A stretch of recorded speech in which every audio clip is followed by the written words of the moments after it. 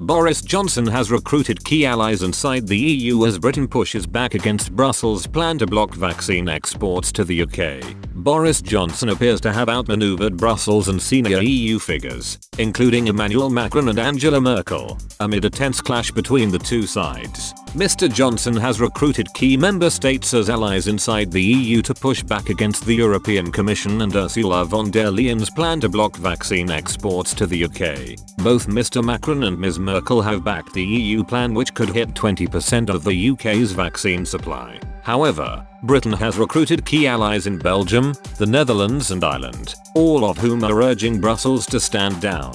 Daily Telegraph deputy political editor Lucy Fisher told the BBC's Andrew Marr show, "We are scaling up now for a pretty tense week with the EU.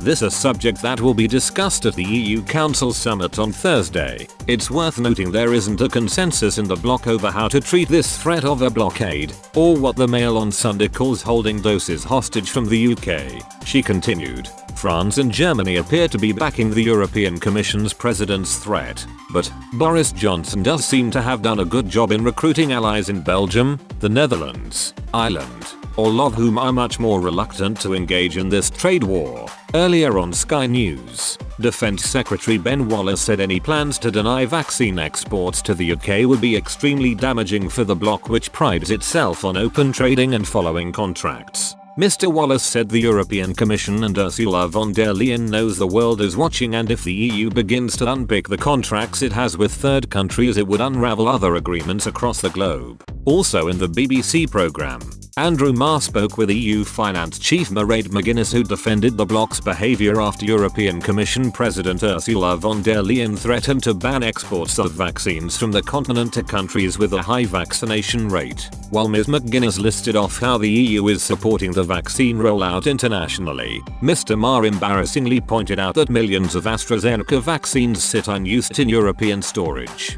The BBC host said Europe should simply use those doses and revealed that Oxford scientist John Bell called the EU's policy crackers. Ms. von der Leyen said, "That's the message to AstraZeneca. You fulfill your contract with Europe first before you start supplying to other countries. We have received nothing from the British, while we are supplying them with vaccines." She immediately received support from France's European Affairs Minister, Clement Beaune, told AFP that Europe must defend its interests, adding, "We need a principle of reciprocity. Supply others if they supply us in accordance with signed contracts." The UK government hit back at the EU's threats of an export ban, claiming the move would be illegal.